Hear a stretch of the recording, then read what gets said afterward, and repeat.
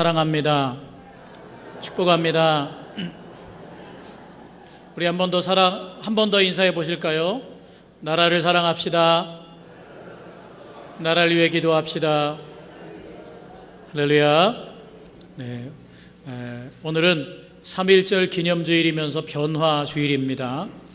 그래서 오늘 바벨론에서 찾은 하나님이란 제목으로 하나님 말씀 전해드리고자 합니다. 우리 함께 따라해 보실까요? 바벨론에서 찾은 하나님. 오늘 우리는 3.1절 기념, 올해가 몇 주년입니까? 100주년입니다. 지금으로부터 딱 100년 전 1919년에 바로 3.1운동이 일어났습니다. 3.1운동이 일어났는데 그 세월이 100년이나 흘렀는데도 요즘 일본에서 보면 우리 문재인 대통령이 그때 피해자 수를 얘기했다고 부적절하다고 말합니다. 사과가 없이 우리가 3.1운동에 대해 이야기한 것에 대해서 부적절하다고 말합니다. 그런 걸 보면 100년 전에 일어난 일이지만 아직도 우리에게 영향력을 미치고 있고 일본과 우리 관계에 아직도 무언가 밝혀지지 않은 그 영향력이 계속 긴장관계가 계속됨을 보게 됩니다. 100년 전에 3.1운동 당시에 우리나라는 좋은 조직이 없었습니다. 정부의 모든 기관은 일제하에 일제 관리와 감시에 들어갔고 우리 손으로 우리 민족 자존으로 할 수 있는 것은 아무것도 없었습니다. 그럴 때에 모든 전국적인 조직을 가지고 있던 유일한 단체가 있는데 그것이 바로 교회였습니다. 우리나라의 1%의 기독교인 인구가 당시의 기독교 인구가 1%에 불과했는데 민족대표 33명 가운데에 기독교 서명자가 17명, 50%에 가까이 됩니다. 그런 이유가 어디에 있을까요? 우리가 전국적인 조직을 가지고 있었고 이 3.1 만세 운동의 근간이 바로 기독교 신앙의 뿌리를 가지고 있기 때문에 그렇습니다. 여러분도 독립선언서를 잘 읽어보시면 거기에 놀라운 신앙적인 가치가 있습니다. 용서할 줄 알고 남을 비난하고 질책하지 않는 그런 마음이 거기에 담겨 있음을 보게 됩니다.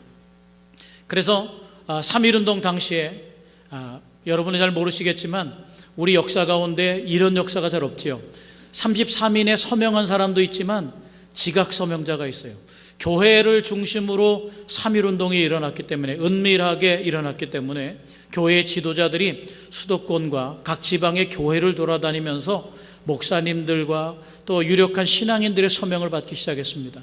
그래서 33인을 확정했지만 그분들 외에도 늦게 서명을 워낙 많이 하니까 늦게 서명을 해서 지각 서명자라고 합니다.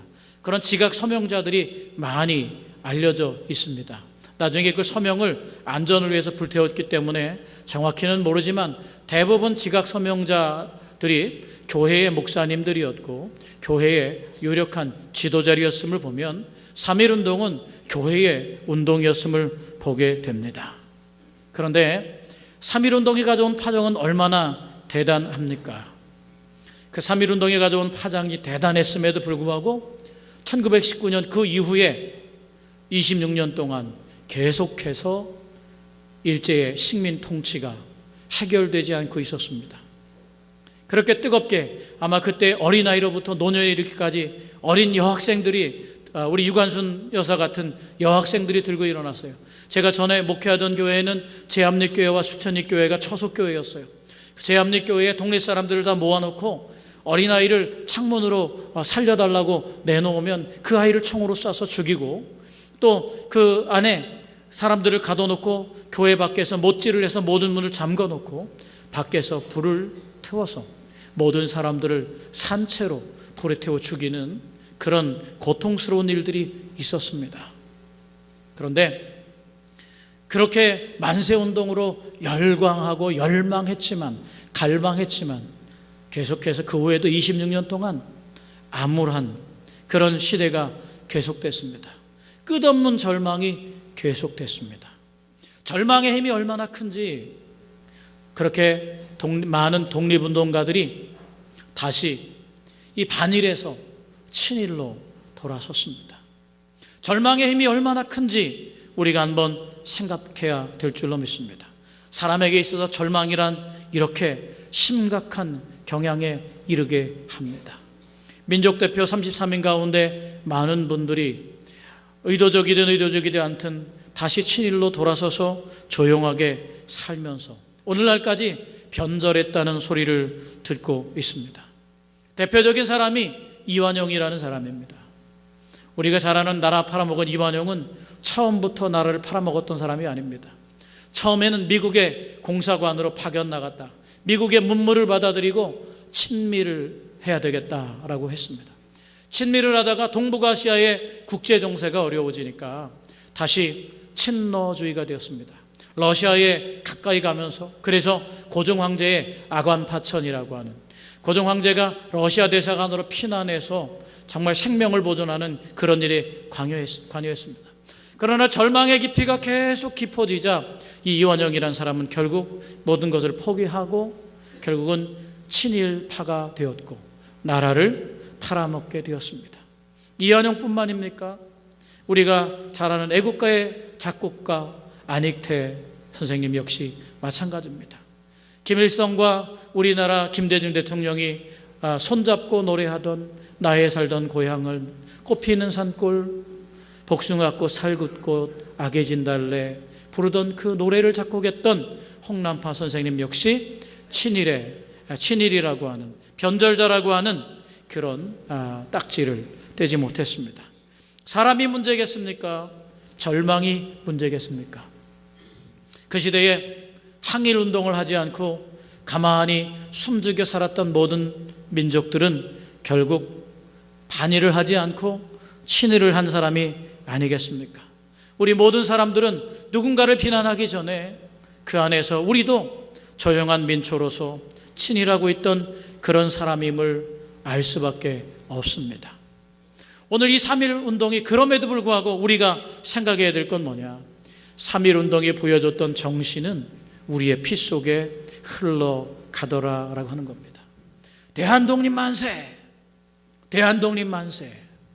대한독립 만세를 외쳤던 그 사람들의 독립을 갈망했던 그 마음과 그 정신, 그 신앙의 정신은 오늘날 우리에게까지 있습니다. 좋든 나쁘든 잘 됐는지 모르겠지만 대통령을 탄핵하는 일에도 무저항 운동이잖아요. 촛불을 들고 우리의 의견을 드러내는 문화가 생겼습니다. 아무리 절망 가운데에서도, 아무리 절망이 깊어도 거기서 살아남는 것이 있더라는 걸 우리 3.1 운동은 우리에게 보여준 줄로 믿습니다. 우리 교회도, 한국교회는 일제시대 때 애국헌금, 신사참배, 또 다른 여러 가지 방법으로 궁성요배라고 하는 방법, 궁성요배가 뭐냐 하면 일본 쪽을 향하여, 일본의 천황을 향하여 목례하는 것, 그리고 거기에 애국헌금이라고 해서 일본의 그 비행기를 사거나 그런 일본의 전쟁을 돕는 헌금을 했던 우리 한국교회의 아픈 그런 현실도 있습니다. 우리 감리교회는 작년에 바로 총회에서 공식적으로 이러한 교회의 잘못을 회개했습니다. 오늘 우리가 3.1절 기념주일에 이 말씀을 드리는 것은 오늘 우리가 읽은 본문 말씀, 이 이스라엘 역시 우리보다 더 깊은 절망을 가졌던 민족이기 때문에 그렇습니다. 이스라엘은 두 번의 포로 생활을 했습니다. 한 번은 바벨론의 70년 포로 생활을 했고, 한 번은 430년 바로 애굽의 포로 생활을 했던 걸 보게 됩니다. 그런데 오늘 하나님께서는 선지자 예레미야를 통해서 오늘 하신 말씀이 우리가 오늘 읽은 말씀입니다. 전부를 읽지 않았지만 앞부분에서부터 보면 하나님의 선지자라면 지금 포로로 끌려갔어요. 절망 가운데 있어요. 그런 사람들에게 오늘 이 29장, 예레미야 29장이 포로에게 보낸 예레미야 편지입니다. 그 편지를 통해서 위로하고 조금만 기다려라, 하나님이 힘주실 거다, 조금만 기다리면 해방이 올 거다, 그런 위로의 말을 선지자가 전해야 될 텐데 선지자는 그렇게 말하지 않습니다.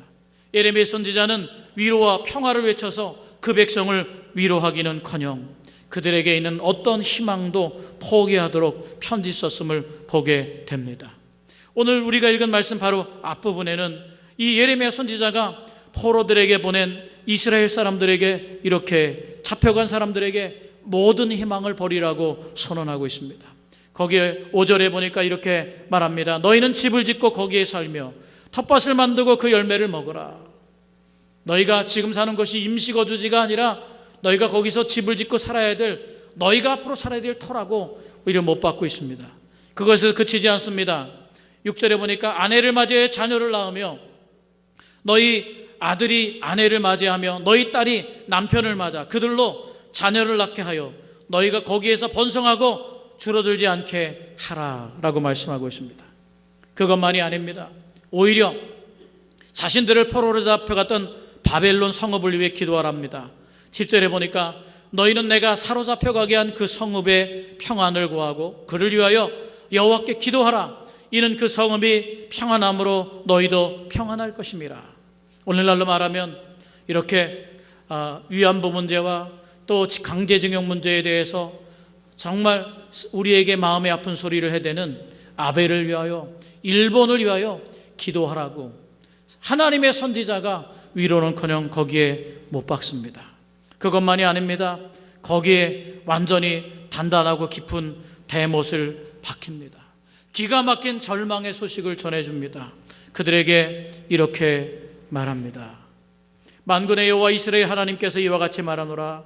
너희 중에 있는 선지자들에게와 점쟁이에게 미혹되지 말며 너희가 꾼 꿈도 고지 듣고 믿지 말라. 8절에 보니까 누군가 너에게 위로의 말을 하고 희망의 말을 하고 점쟁이가 너희가 포로에서 해방될 것이라고 말해도 믿지 마라. 너희에게는 더 이상 희망이 없다라고 말씀하고 있습니다. 오늘 우리가 3.1절의 경험을 통해서, 민족의 아픔의 경험을 통해서, 정말 기가 막힌 절망의 경험을 통해서 하나님은 우리에게 무엇을 원하고 계실까요? 오늘 그 하나님의 은총이 바로 이 바벨론에서 찾은 하나님을 우리가 알기를 원하시는 걸 저와 여러분이 경험하고 깨닫게 되기를 축복합니다. 오늘 우리가 읽은 본문 13절에 이렇게 말합니다. 그런 상황 속에서 너희가 온 마음으로 나를 구하면 나를 찾을 것이요 나를 만나리라. 제가 많이 살진 않았지만 50년을 넘게 살면서 또 고통의 시간을 가져보면서 경험한 건 이겁니다. 하나님의 실존은 오히려 절망 속에서 더 많이 드러나더라는 거죠. 하나님의 실존은 고통 가운데 더 많이 드러납니다. 우리 한번 따라해 보실까요? 하나님의 실존은 절망 속에 더 많이 계시다. 하나님은 우리의 절망 속에서도 절망이 해소되지 않습니다. 정말 극한 절망을 우리에게 선포하시면서도 하나님이 우리에게 뭐라고 말씀하십니까? 너희가 온 마음으로 나를 구하면 나를 찾을 것이요 나를 만나리라. 바벨론에서 찾아야 될 이 하나님은 도대체 어떤 하나님일까요? 첫 번째로 이 하나님은 얼굴을 가리우시는 하나님의 사랑을 가진 분이라는 걸 경험하게 되기를 축복합니다. 따라해 보실까요? 얼굴을 가리우시는 하나님의 사랑. 하나님이 고통을 주지만 그게 사랑이라고 성경은 말씀하고 있어요. 하나님이 이렇게 우리에게 폭력적이고 절망적인 삶을 왜 말씀하실까요? 오늘 하나님이 얼굴을 가리시지만 하나님이 여전히 일하고 계심을 우리가 경험하길 원하시는 하나님의 사랑이 있는 줄로 믿습니다. 일제 36년을 보면 굳이 36년이라고 말하지만 사실은 더 많은 시간입니다. 우리가 아는 것처럼 경술국치나 또 그 외에 을사늑약이라고 하는 여러 과정을 거치면서 이미 50여 년 넘게 일본은 우리의 국권을 빼앗아 갔음을 보게 됩니다. 오늘 본문에도 보면 바벨론에서 70년 동안, 우리보다 훨씬 오랜 시간을 이스라엘은 70년, 애굽에는 430년이지 않습니까? 70년 동안 하나님이 그들을 향하여 자비를 베풀지 않을 것이라고 선포하고 있습니다. 10절에 보니까 여호와께서 이같이 말씀하시니라. 바벨론에서 70년이 차면 내가 너희를 돌보고.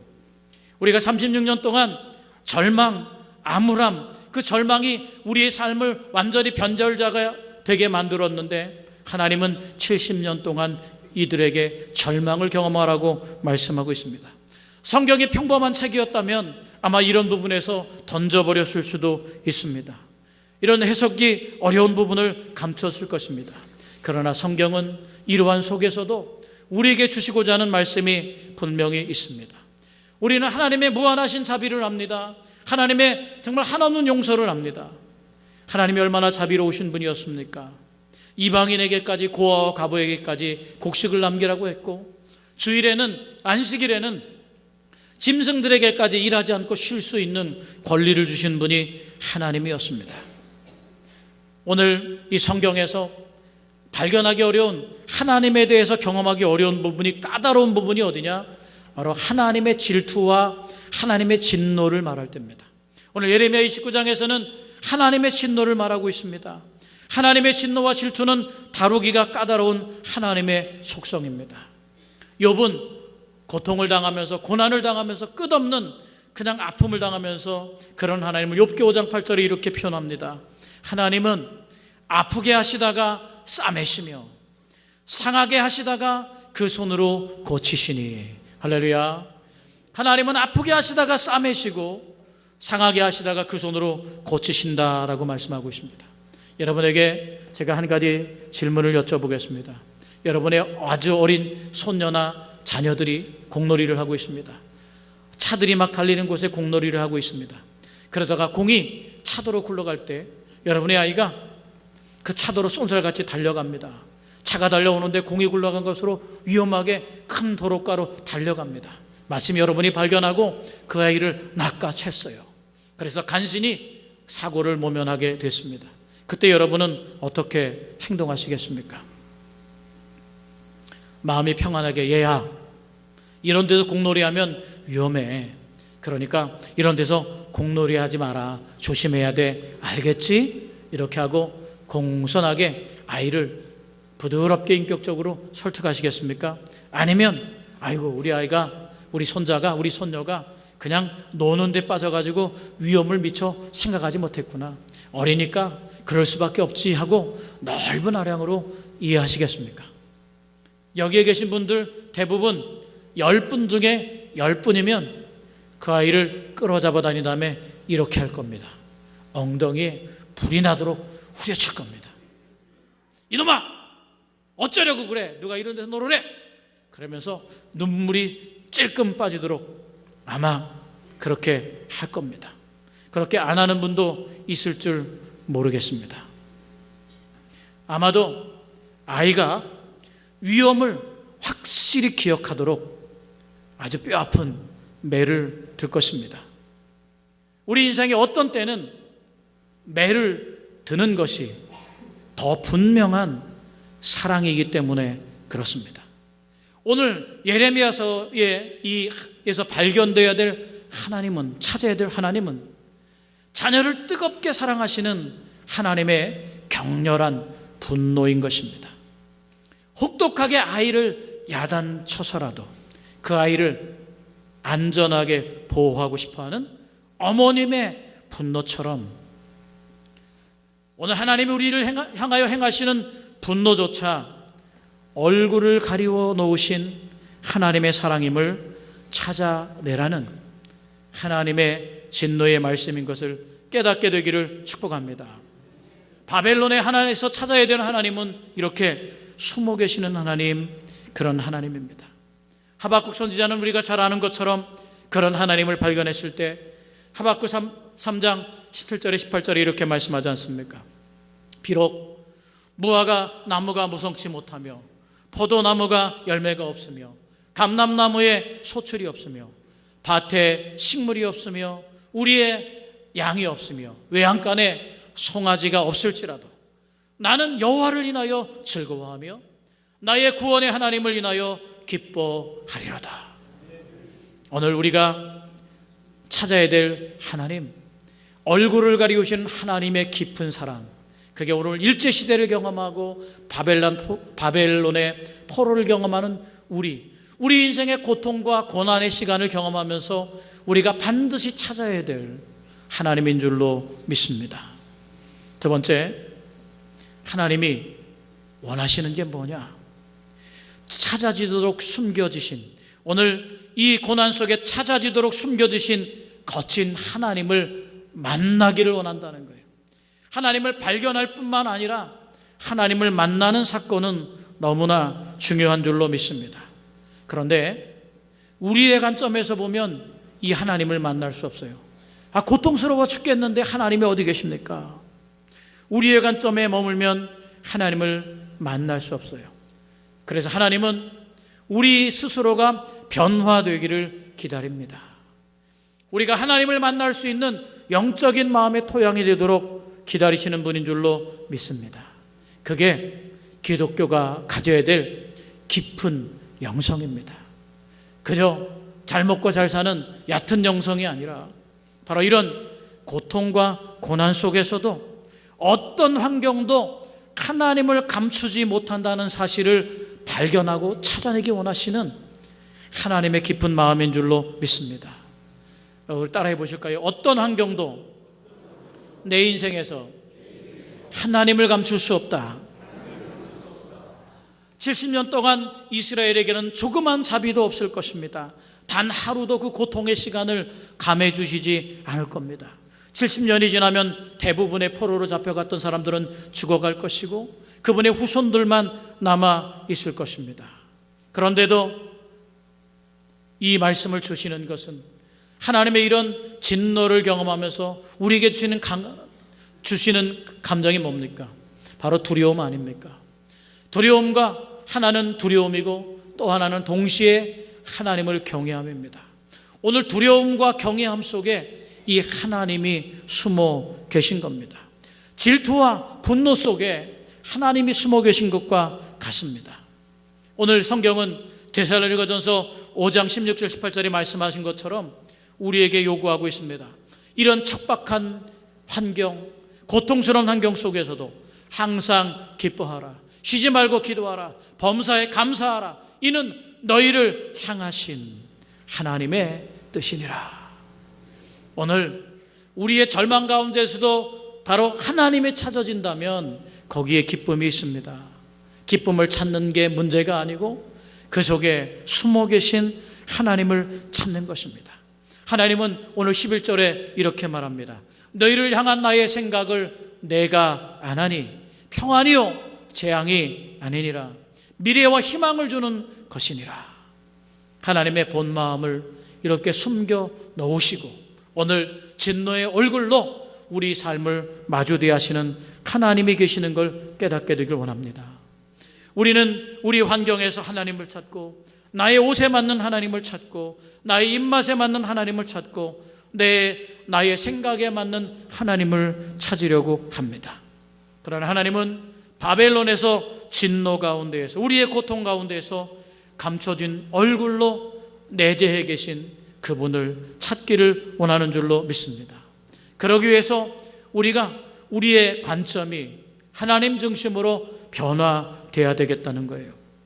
그분을 만나면, 그 절망 속에 있는 그분을 만나면 아무리 척박하고 희망이 없는 삶 속에서도 우리는 그분이 일해 가신다는 것, 엄마가 호되게 아이의 엉덩이를 내리쳐서라도 분명한 경고를 주므로 그 자녀가 안전한 삶을 살기를 원하시는 하나님의 마음처럼 어떠한 경우에도 그분을 버릴 수 없는 삶의 가장 깊은 영성, 그게 영성입니다. 그 목마름이 솟아 나오기를 원합니다. 너희가 온 마음으로 나를 구하면 나를 찾을 것이요 나를 만나리라. 주님은 그 속에서, 그 가운데에서 우리를 만나고 싶어 하십니다. 바벨론에서 찾아지는 하나님은, 징계 속에서도 하나님은 거친 하나님으로 숨어 계십니다. 어떤 환경 속에서도 그분이 발견되기를 바라시고 기다리시면서, 또한 어떤 환경 속에서도 우리가 그분을 발견하는 것이 우리에게 가장 위대한 선물이요 지극히 큰 선물인 것을 밝혀주시면서 그렇게 우리가 우리의 삶의 자리에 서기를 원하는 줄로 믿습니다. 어떤 환경에서도 하나님의 하나님 되심을 고백하고 발견하고 찾아지도록 그렇게 살아가게 되길 축복합니다. 마지막으로 따라해 보시겠습니다. 어떤 환경에서도 하나님의 하나님 되심을 고백하며 발견하고 찾아내겠습니다. 이것이 우리 개인과 역사에, 우리 민족의 역사에 가장 위대한 등불이 될 줄로 믿습니다. 기도하겠습니다. 하나님 아버지,